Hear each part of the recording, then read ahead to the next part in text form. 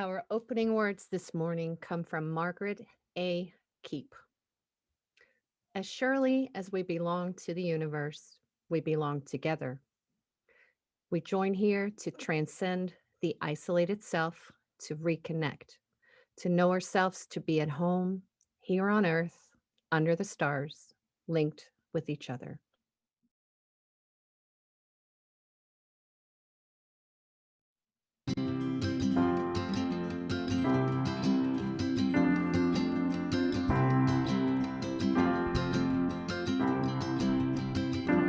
I see trees of green, red roses too. I watch them bloom for me and for you, and I think to myself, what a wonderful world. I see skies blue, clouds white, bright blessed days and the dark secret night, and I think to myself,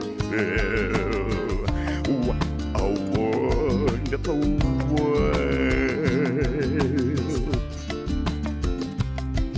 The colors of the rainbow, so pretty in the sky, are also on the faces of people going by. I see friends shaking hands, saying, how do you do?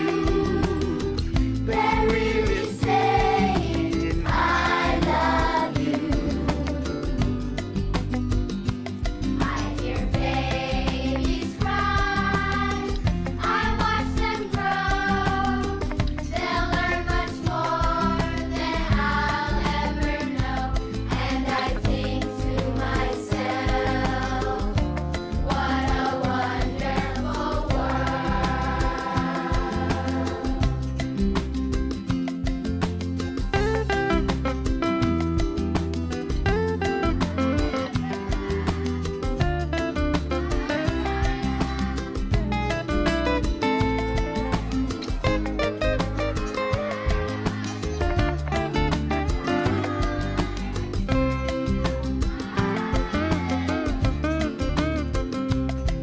The colors of the rainbow, so pretty in the sky, are also on the faces of people going by. I see friends shaking hands, saying, how do you do? They're really saying, I love you.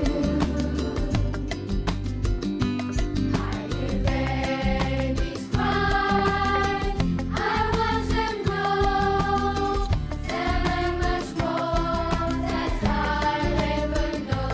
And I think to myself, what a wonderful world. Yes, I think to myself, what a wonderful world.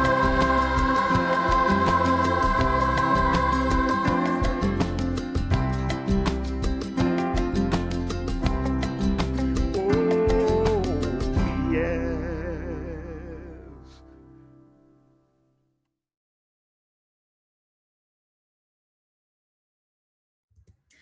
Good morning. My name is Karma Amos, and I'm honored to serve as the minister of the Unitarian Universalists of Central Delaware and to welcome you to worship this morning. Whether this is your first time with us or attending our Sunday services as part of your regular routine, we're glad that you're here. We hope that you'll find room in this community for your spirit. We continue to be grateful for the technology that allows us to worship together online and to continue to build community in other ways. Thank you in advance for your patience and grace with any delays or glitches that we might experience. In addition to our worship each Sunday at 10, we meet on Tuesday nights at 7 for a more formal time of community check-in and sharing. Please consider joining us for that gathering. It's a wonderful way to get to know one another a little bit better. Every year, Earth Day is observed on April 22nd, and we are celebrating that both today and next week. We'll have different focuses for each service. And this morning, we're honored to have Dr. Mitch Wagener as our guest speaker. Just a couple of words of introduction. Dr. Wagener's been teaching ecology, climate ecology, and related courses at Western Connecticut State University in Danbury since 1996. And in 2019, Mitch received the Aquarian Environmental Champion Award in the Individual Communication category and an official citation from the Connecticut General Assembly for his efforts in climate change education and community service. His research interests include the impact of historical events such as the Industrial Revolution on the environment. And in full disclosure, Mitch is also my cousin, and I'm super excited that he's agreed to be with us today. Now I invite you to take a deep breath as we reaffirm our intentions to be a radically welcoming community. Whoever you are, whomever you love, wherever you've been, whatever you've done, whatever your religious beliefs are or aren't, you are welcome in this spiritual community. However you move in this world, how much or how little is in your bank account or your wallet, and however you are feeling today, you and all of who you are welcome in this spiritual community. We are all enhanced, we are made better by being together.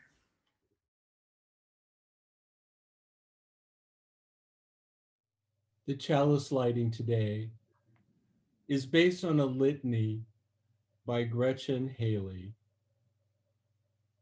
We light this flame of our chalice today in chorus with the earth, as she longs to rise from the devastation that is a result of our action and our inaction. We light the flame of our chalice today as a sign of our hope and our commitment. because the tides are rising So must we. Rise, to this moment, rise, To this day, rise, to this life this place in the web. that is yours and ours. rise, Because the earth remains. It's our only home. and we Fellow travelers, Its only hope. for healing. wholeness, Salvation. Rise, before the mystery, Before the Big Bang, that started it all. that this infinite universe still takes notice of us. Still feels the in and out of our breath. still holds us It connects us Rise, for surrender, with gratitude for this beauty. this chance to be a part of it all. to give back, To weave, Life, past, present, future, everywhere, always. as one. come, let us worship together.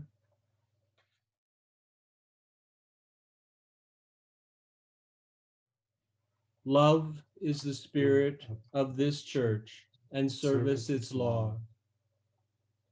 This is our great covenant, to dwell together in peace, to seek the truth in love, and to help one another. Please join us by singing along in your own space with the opening song. For the beauty of the earth, in our gray hymnal, sing the living tradition. The version is led by David Rowe.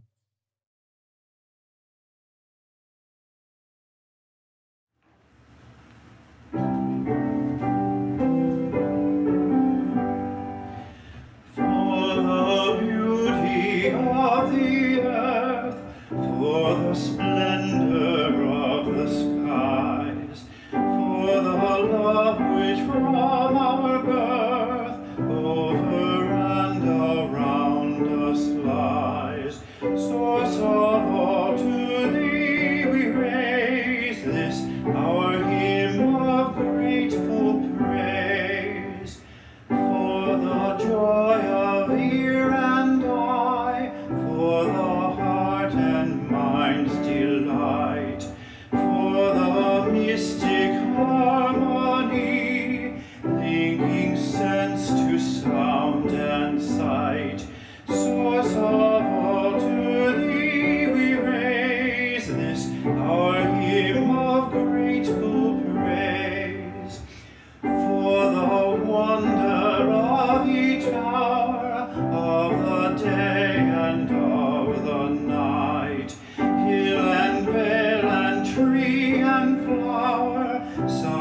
and moon and stars of light, source of all, to thee we raise this our hymn of grateful praise.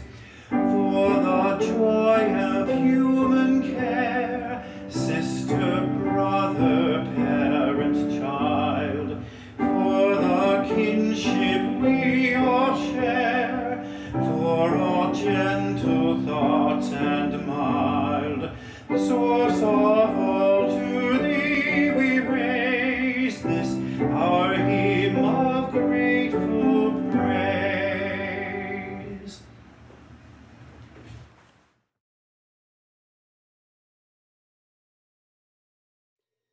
Each week at UUCD, we include a brief UU moment in our worship service that serves to make us aware and to nurture our connection to the larger body of Unitarian Universalists and the Unitarian Universalist Association that binds us together. For our UU moment today, we want to highlight Create Climate Justice Net, a joint initiative of the UU Ministry for the Earth, the UUA Green Sanctuary Program, and the UU United Nations Office. Create Climate Justice Net was created to give UU climate and environmental justice activists and coalition partners a tool for education, collaboration, and organization. You can sign up for free. By doing so, you will gain access to a listing of groups for collaboration, a calendar and calendar tool for climate justice related events, a variety of resources appropriate for both individual and congregational education and mobilization, and a member directory that lets you personally engage with other UU activists who share your passion for climate and environmental justice.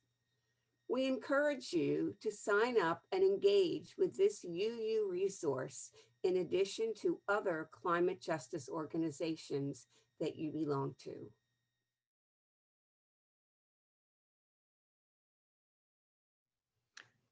It is now our time of joys and concerns, when we offer one another the opportunity to share very briefly what is most on our hearts right now, life's celebrations and concerns. As you do so, we invite you to light a candle in your own space. Through the actions of sharing and kindling a flame, we give energy to our best thoughts, meditations, sympathies, celebrations, and prayers.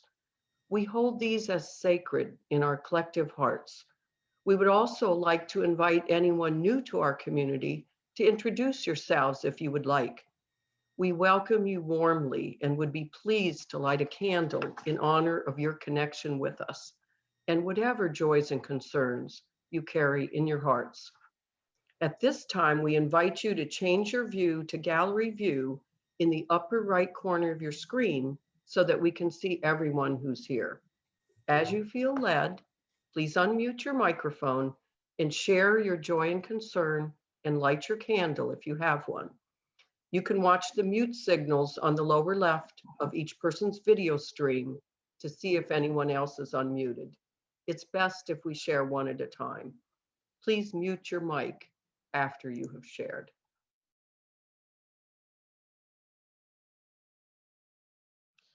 We light one final candle for the joys and concerns that were not spoken by those of us here, and in solidarity with others in our community who could not be with us today.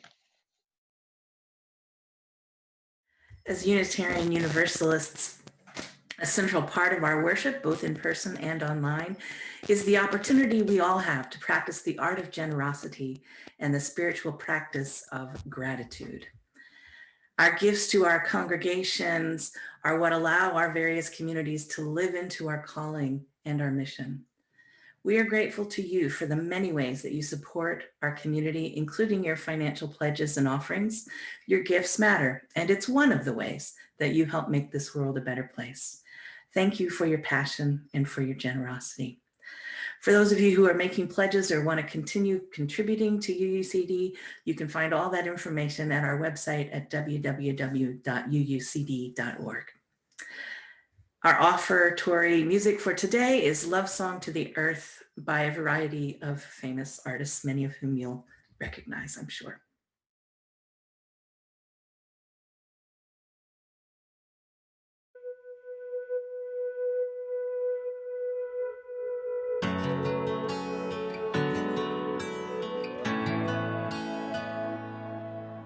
This is an open letter from you and me together. Tomorrow's in our hands now.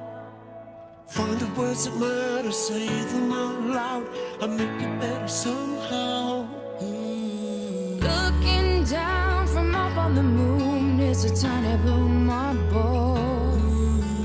Who'd have thought the ground we stand on Could be so fragile. This is a love song to the earth.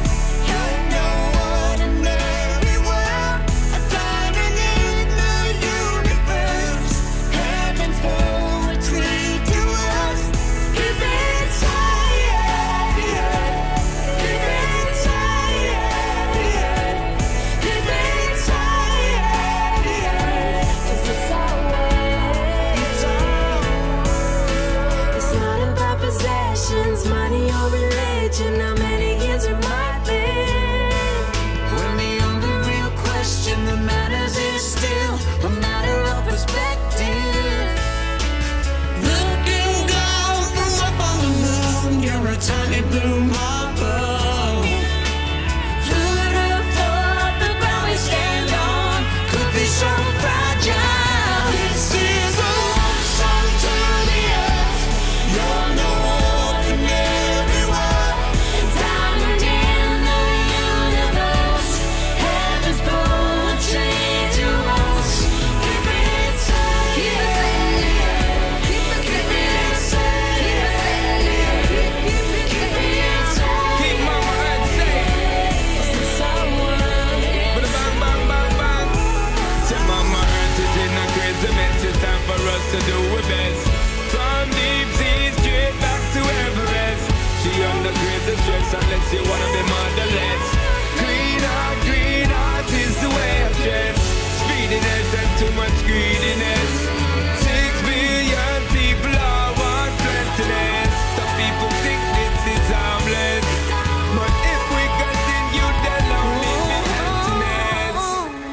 No, no, no, no. This is a love song to the earth. You're no ordinary world, a diamond in the universe. Heaven's poetry to us. Keep it safe. Keep it safe. Keep it safe. Special paradise. Keep it safe. This is a love song to the earth. You're no ordinary world, a diamond in the universe. Heaven's poetry to us. Keep it safe. Keep it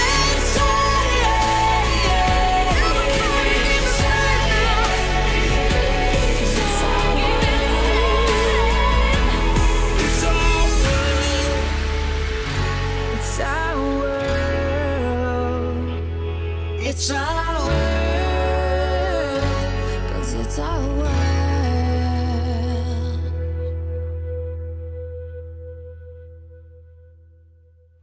Please keep it safe.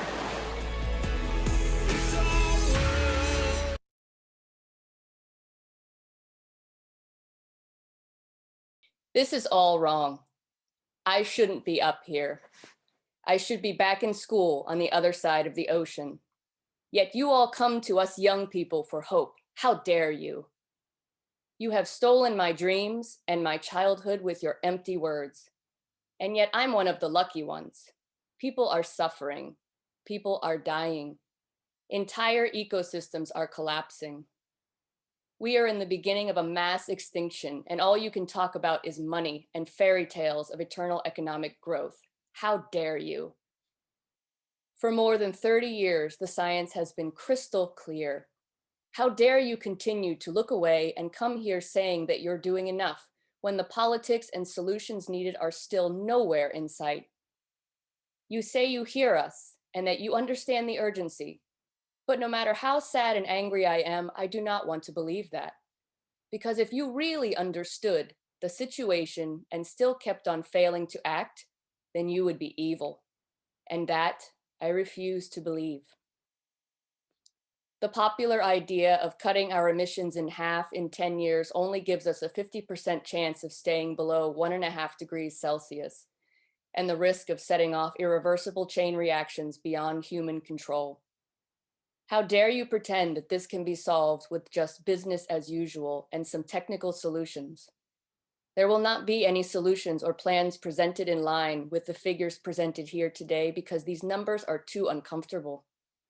And you are still not mature enough to tell it like it is. You are failing us.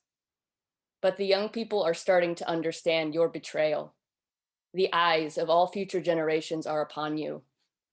Right here, right now, is where we draw the line. The world is waking up, and change is coming, whether you like it or not.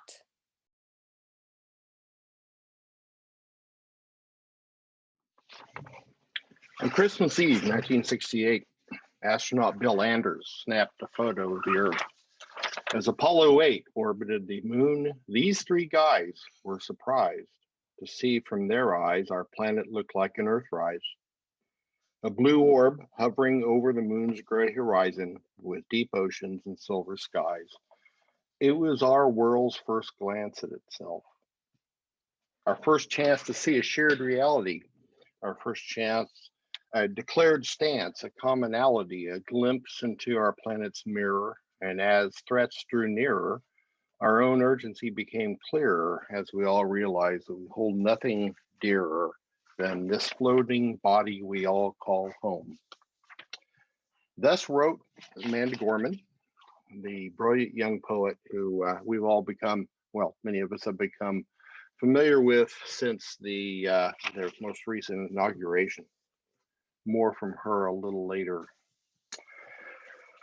The world's in trouble. Ever since the Industrial Revolution, we have, as a global civilization, pumped greenhouse gases into the atmosphere, a variety of them, CO2 and methane and CFCs, which are the devil's own greenhouse gases, and more. And we have data which shows us quite clearly. This is the starting from 1850 or so. These are the yearly global averages. Now, back in the 1850s, it was harder to actually calculate an average because the data was pretty incomplete. As we've gotten closer to present, we've had satellites and stuff. But and you'll notice that the temperature will, on any given year, can be up a little bit or down a little bit, but the trend is quite clear. Another way to look at it is looking at global averages and looking at the 10 warmest years on record since we began to be able to calculate such things, which would be in around 1880. And we can see that the two warmest year on record were 2016 and 2020. Now, whether 2020 was higher than 2016 depends on whether you're looking at the British or the American calculations. But the 10 warmest years in history have all been since 2005. Now, that doesn't mean that the world wasn't warmer in the past, but it was warmer in the past when we weren't here and we had nothing to do with it. Now, it's not just heat. It's not just warmth that is involved in climate change. It's a whole bunch of other things. It's sea ice loss and sea level rise and species immigrating poleward and upward, as you can see in this graph. humidity going up, temperatures over the oceans going up, glaciers going down. To anybody who is still skeptical, and there are a few, but fewer all the time, that skeptical that the oceans, well, that the climate is warming, really the only thing you need is the world thermometer, which is the ice. The ice is melting year after year after year in most places where there is ice, which would not be happening if the world was not warming. I usually show this slide early in my presentations when I'm talking to the public, in part because these are things that many of us can relate to, and because it illustrates a concept called consilience. Do I have that on? Oh. Called consilience, which is the notion that a set of independent sets of data that are not taken by the same people using the same instruments. You're not using one to calculate the other, but they're all showing us the same thing. And consilience makes for very strong conclusions of the big scientific issues that scientists talk about, evolution and relativity and all those sorts of things, are all backed up by consilience, and so is climate change.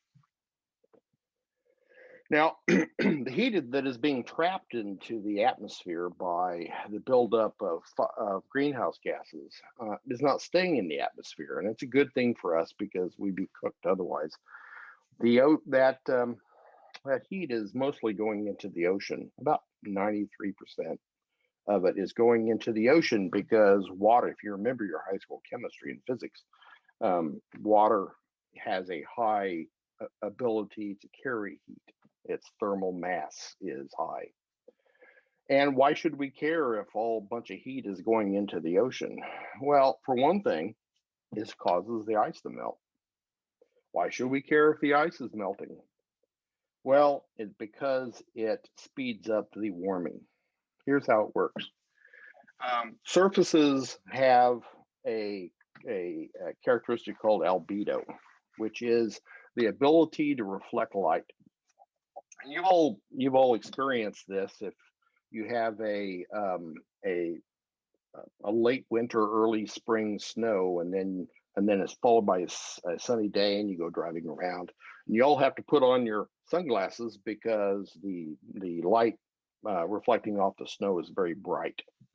Well, and that is true. So the amount of light reflecting off dry snow is over 80%. Okay, the amount of light reflecting off water is about 8%. And so when you're melting snow, you're replacing a surface that reflects over 80% of the sunlight and replacing it with a surface that absorbs over 90% of the sunlight. So the more heat, the more melt, the more absorption of heat, and the more heat and the more melt. It's a positive feedback system. That's the danger. And so we've already seen it. We've seen this yellow line here is the median extent of those 30 years, 1981 to 2010. And that is the summer minimum, meaning the amount of ice you typically have in August, September in the Arctic. It has, that minimum amount has been getting smaller. And because of this positive feedback system of increasing or decreasing albedo. Now, Greenland is an important part of this too, because Greenland has the last piece of the last ice age. It's got this big, thick layer of ice that is hundreds of feet thick, and it collects dust and soot that settle on it from above. And so it's losing its albedo, its ability to reflect sunlight as well, and melting at a increasing clip. The big ice cube, of course, is Antarctica. I've lived in Alaska for 13 years, but I've never been to this place. and I would like to. I'll put it on my list of places to go. It is two land masses, although they're covered by a single ice sheet. And if you want to know which way we're oriented, the peninsula here on the above left is pointing at South America. And what happens is the ice accumulates in the center and then slowly flows downhill, and is coming toward the ocean. And as it reaches the ocean, it actually extends out over the ocean.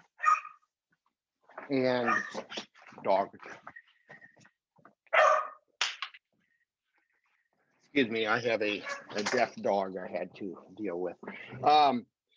And it extends out over the ocean and forms a shelf. And so you have warm air above it, and you have warmer air above it and warmer seas below it. And those shelves then break up and form icebergs and so on. Now, the western part of Antarctica is melting quite quickly because it's of lower elevation and closer contact with the ocean.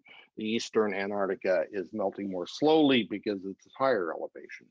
Now, if you were to take all of Antarctica and melt them, all of Greenland and melt them, all the alpine glaciers on the mountaintops, it would raise the sea level up to about the chest of the Statue of Liberty. That's not going to happen soon, but it is going to happen as it has in the past. How fast that happens is somewhat under our control. Why should we care about sea level rise? After all, the worst of it's going to be after we're long gone. Well, the reason we should be concerned about it is because of the people who will suffer and are suffering now. In the southern part of Bangladesh, there is a delta formed by the Ganges and Brahmaputra rivers that flow together, carrying sediment from the monsoons. And in this area, which is right at sea level, you have 16 million people living within about 3 feet of sea level. And these are not wealthy people. These are poor folk.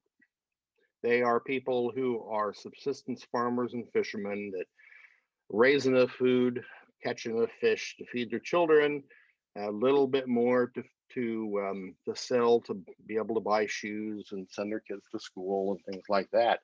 But they are vulnerable. And it's not only Bangladesh, it's Thailand. I spent a year in Thailand as a kid, and Bangkok is right at sea level. Oh, I don't have one. I thought I had my Thailand picture.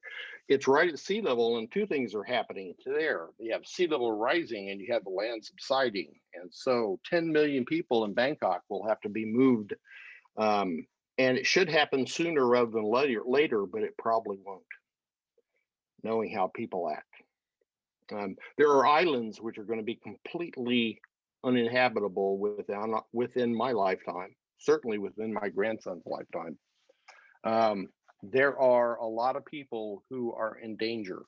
It's not just people we know, it is millions and millions of people we don't know. Some of them are in danger of too much water, some of them are in danger of not enough water. There's a large number of farmers that during a few decades ago, during a time of rain, of extra water, built farms in the areas just south of the Sahara called the Sahel. And then the temperatures or the precipitation changed back to normal, and and they lost their ability to grow food for the families. What do you do when people can't feed their kids? Okay, it's not just a matter of parents making sacrifice, but when your kids, you can't take care of your kids. Well, the future of our planet is hundreds of millions of climate refugees. They're started now. The farmers of the Sahel that are desperately trying to get to Europe, the people in areas which are very rapidly becoming uninhabitable because of sea level rise. They're trying to do whatever they can do. And we have experience with this. It wasn't so long ago that we have experience with this. And in the Dust Bowl in the 30s, that was a climate caused problem that was made worse by humans' greed, in fact. There were a large number of peoples that moved from Oklahoma and Kansas and so on, and including some relatives that Carmen and I share. My grandfather's uncle Cecil, or no, my grandfather's brother Cecil, his brother Thurbert, that's really their names, were Dust Bowl Lokies and went out to California, and they were able to make it. But there were a lot of poor folk that drove those little beat up cars all the way to California and were to be turned back because they were not made welcome in California by Americans, of Americans.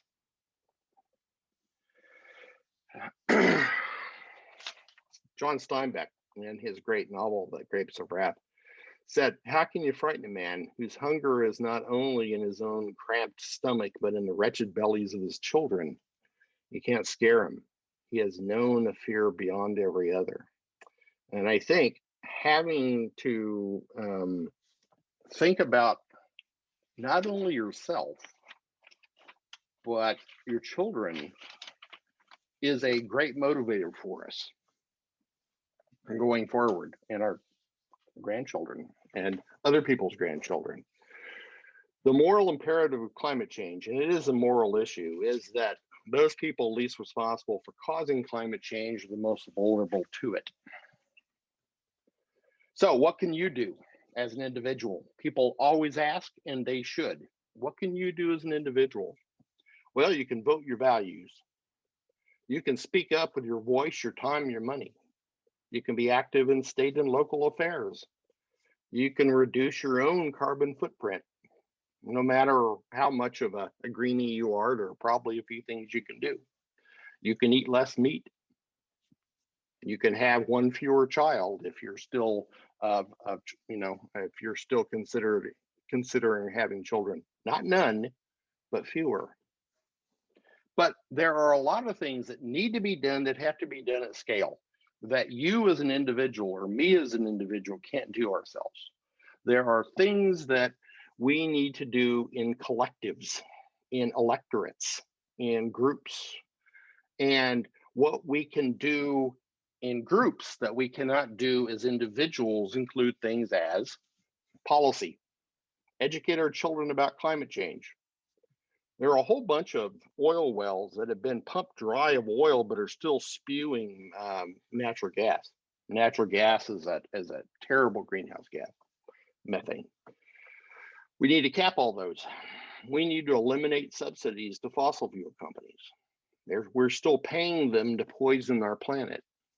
We need to shift toward renewables, energy, and regenerative agriculture.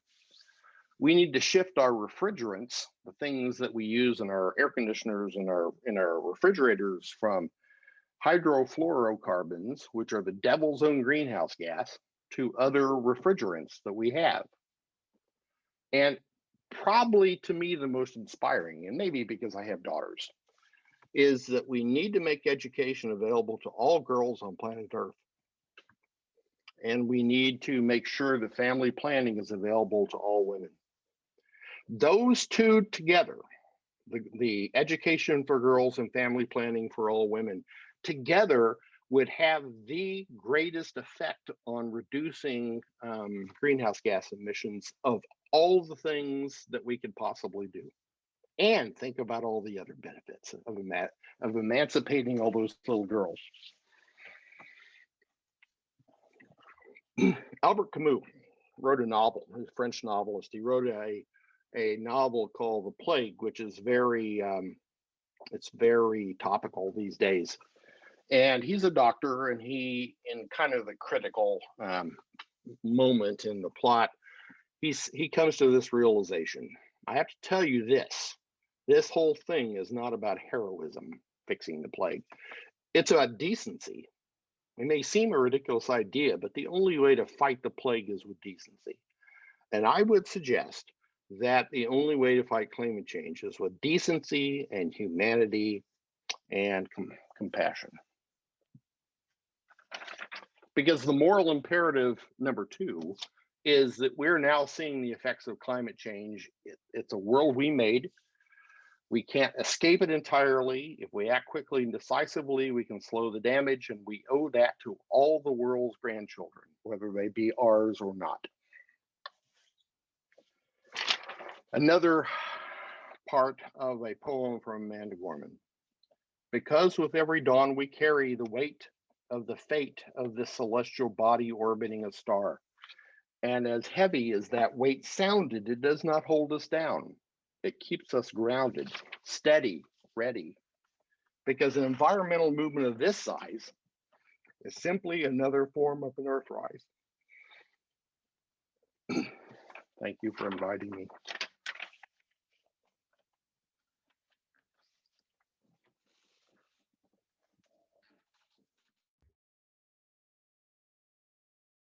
Our closing song today is a much beloved UU favorite called Blue Boat Home by Peter Mayer.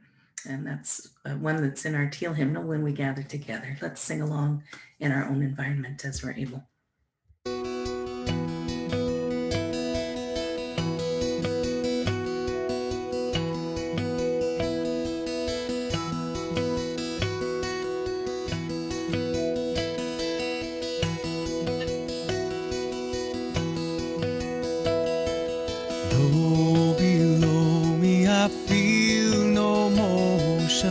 Standing on these mountains and plains, far away from the rolling ocean, still my dry land heart can say, I've been sailing all my life now, never harbor or port have I known.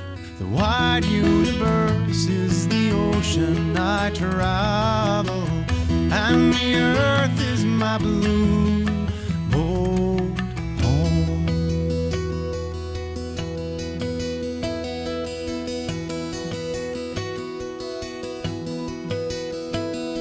Sun, my sail, and moon, my rudder, as I ply the starry sea, leaning over the edge in wonder, casting questions into the deep, drifting here with my ship's companions, all we kindred pilgrim souls, making our way by the lights of the heavens in our beautiful blue boat home.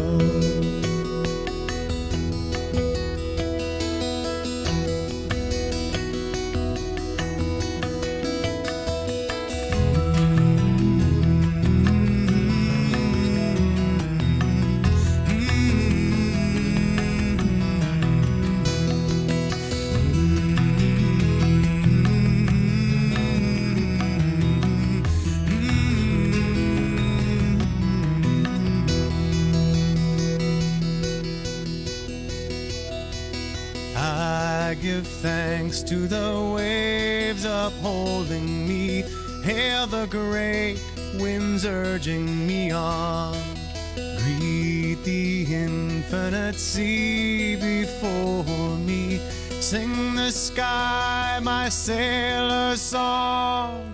I was born upon the fathoms, never harbor or port have I known. The wide universe is the ocean I travel, and the earth is my blue boat home. The wide universe is the ocean I travel, and the earth is my blue boat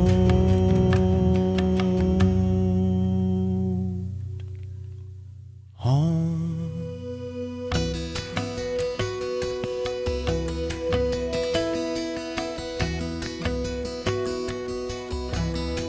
A blue bowl,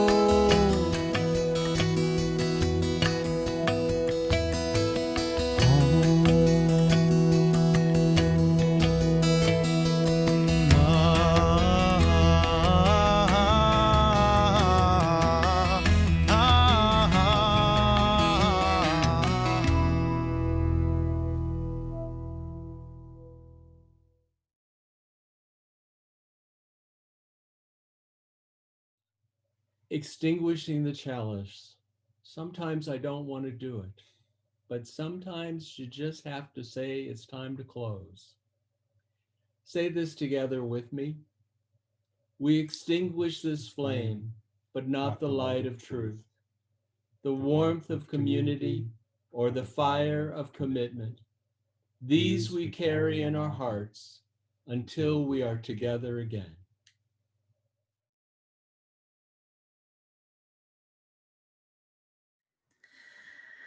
Our closing words this morning are adapted from an Earth Day call to commitment by Lynn Harrison. Committed to respond to the call of a wounded world, we have joined together this day with loving hearts, hands, and minds, embracing the interconnected web of water, air, and earth. We have lit a fire of sustaining hope, ever bright with love and justice. Now may we go forth with new wisdom, strength, and courage to create a new world, not of wealth, but well-being, a world of lasting peace and abundance for all. As we give thanks for this earth, our shared and singular home, may we dedicate ourselves to its ongoing care, rising to the calls deep within us and all around us. May we respond today and always with courage and with love. A thank you again to Dr. Mitch Wagener for being with us as our guest today, and to all of you who attended this worship. Our virtual worship has now ended, but our commitment to one another and the earth endures. Go blessed from this place to be a blessing for others.